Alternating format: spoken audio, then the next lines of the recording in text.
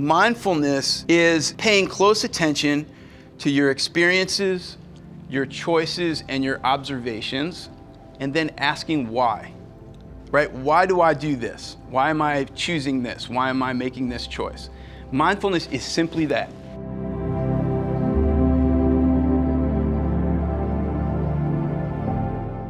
It's just paying closer attention to the choices that we're making, and then acting not on the first whim, but on the reflection of what that is. And then the action is taking part in practices that activate the awareness of the above, right? Your observations, your choices, and your experiences, why you're having those, okay? So what is something that you could do? What is something that you do that activates the awareness of paying closer attention to your experiences, your choices, and your observations? There are certain practices that many of you do in your day-to-day life. Somebody name one for me. Meditation is good. Gift bag for her, first participant. See, this is what happens when you step up. Nice job. So meditation is a great one. Meditation is one way of becoming closely attuned to your environment, right? Because you're shutting out all of the external, inputs that you have in that moment to try to become more aware of what's happening underneath. So fantastic. What else? Something else that would be a mindful practice. Journaling is a great one, right? So you are, oh, hang on, sorry. She gets one too. Yeah. This is not just a one-trick pony here, yeah. So journaling is a way of doing what? When you journal, what are you doing? Just reflecting, I think, and taking time to really think and digest what's happened Yeah. throughout that day. Fantastic, right? Instead of just jumping to the next activity, we're actually reflecting on what we did that day or that experience, and it makes you think about why you did it, why you like it, what you don't like about it, how that's going to affect your choices in the future, instead of just like on to the next, on to the next, on to the next. So that's awesome. So anything else in the mindful category? I don't know if this would be one, but like therapy, group therapy, talking to someone. 100%. Yeah, that's bag worthy. I think that's bag worthy, don't you think? Yeah. That's it. This is it. There are things that the healthcare system is changing, right? It is covering therapy in a lot of cases.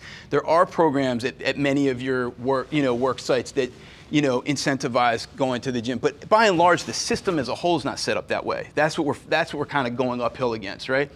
So when you go to a therapist, it's kind of like journaling, but you're getting a reflection back from someone else, right? And that's really valuable. So when you're journaling, it's called what we call first-person experience, right? Remember the pronouns from high school, right? I, we, it, right? So an I experience, because it's reflecting on my experience. And that is one way of reflection. Therapy is a we experience. It's about what do you see as my therapist reflecting back to me? That's really valuable. It's a different feedback system, right? So your health is dependent on multiple types of feedback, and that's why you're going to get to a better, happier place when you have them mixed into your life. So that's great. This is something kind of different, but I struggle with weight loss and Yeah. maintaining weight. So keeping a food diary and getting on the scales, Yeah. daily, just to kind of see what you did and what you need to do better. Yeah, that's all. That's kind of the same thing. So here's why I'm going to give you a bag, because most people that are checking their weight don't like to get on the scale. So this is right. Am I right? Oh, I do. So it's actually really valuable, because what you're doing is you're confronting yourself, right? You're confronting something about yourself that you want to change. And so, we all know that the best way to get to the result is not to avoid it, is to take it on, right? And so, being willing to, it's a mindfulness practice because you're looking at it every day. It's refreshing your mind about what's going on, right? So that's fantastic. Yeah. I think working out is different for everybody, but for me specifically running, I mind map when I run, but when I walk my dog, I do the same thing. Yeah. I'm journaling in my brain. Fantastic. So activities like working out that help you. Do you guys mind passing that back for me? Actually, I'll walk it back. It gets me up and moving. This is good. This is good. Yeah, this is good. Thanks. Sure, sure. So when you work out, when you're doing things that you know are specific activities, when you can let go of your mind, or you can focus on something, right? It gives her mind space to focus on something else because she's not fixing a problem, doing work, doing something at home, helping with homework, all those things that we all do. It's giving her the space to think about how to organize that. Your brain needs time to reorganize. That's one of the other benefits of meditation. It actually, there's a lot of research on how it compartmentalizes the aspects of our life and files them in a correct, organized way. But when you jump from activity to activity, your brain never gets that chance. Even in sleep, sometimes it doesn't get that chance. It's waking reorganization that is the most effective for your brain. So meditation, working out, doing something that is not where you're not having to solve a problem. That allows your brain to reorganize. So that's a great one. I'll take like 2 more and then we'll jump on. Yeah, go for it. Yeah. Yeah. Oh, I was just going to say, outside, this may be getting away from it, but getting away from the me and reminding yourself why you're grateful and thankful for being. Beautiful, beautiful. If you guys didn't hear that, she's talking about why you're grateful, right? So gratefulness, we actually call it a gratefulness practice, believe it or not.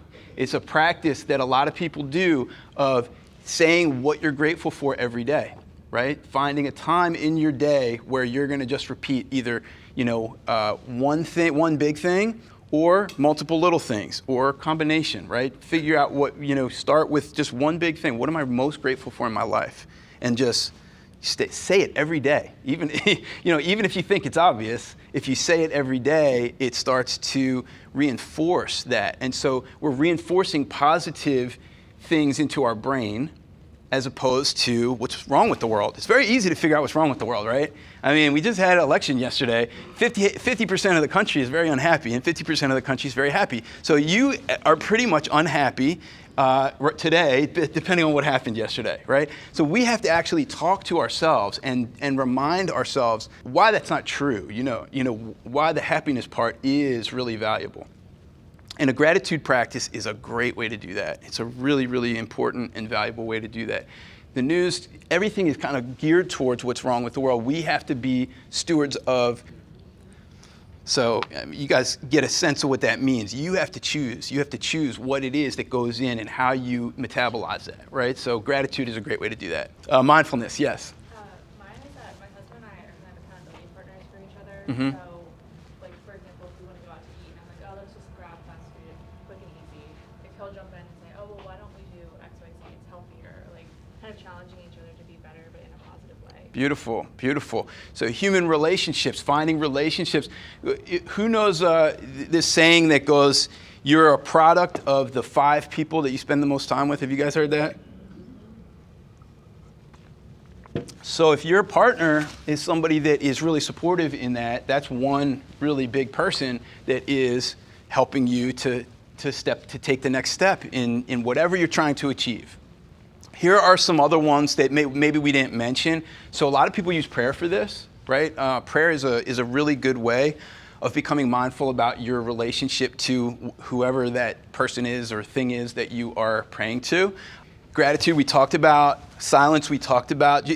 I separated silence and meditation. They're actually 2 different things. I mean, you can meditate with a purpose of meditation and trying to get to this meditative place. Sometimes it's just helpful to sit in silence, which, how many people feel super uncomfortable when you're sitting around a table and it's silent, right?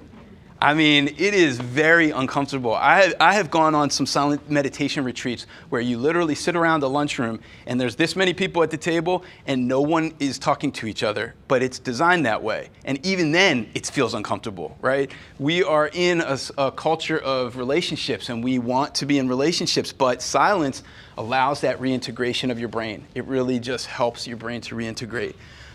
Deep breathing is a great one that we can talk more about if people have questions, but there's a number of different breathing techniques that are very simple that can help to reset your parasympathetic nervous system and your sympathetic nervous system in a way that has an almost immediate impact. And there's many, many studies on breath work, comparing it to different medications, anxiety medications that are on par with the same results. So, and then just, the one that I like the most is curiosity. When you are curious, then you are asking yourself questions. You're asking yourself why things are happening, why you're choosing something, why you're doing things. We often we've lost a little bit of curiosity in our culture, right? We think we know a lot, or we are so busy that we just set a routine and we don't stray from it. And taking time to literally sit back and question why we might be doing something and just being curious about it is incredibly, incredibly valuable.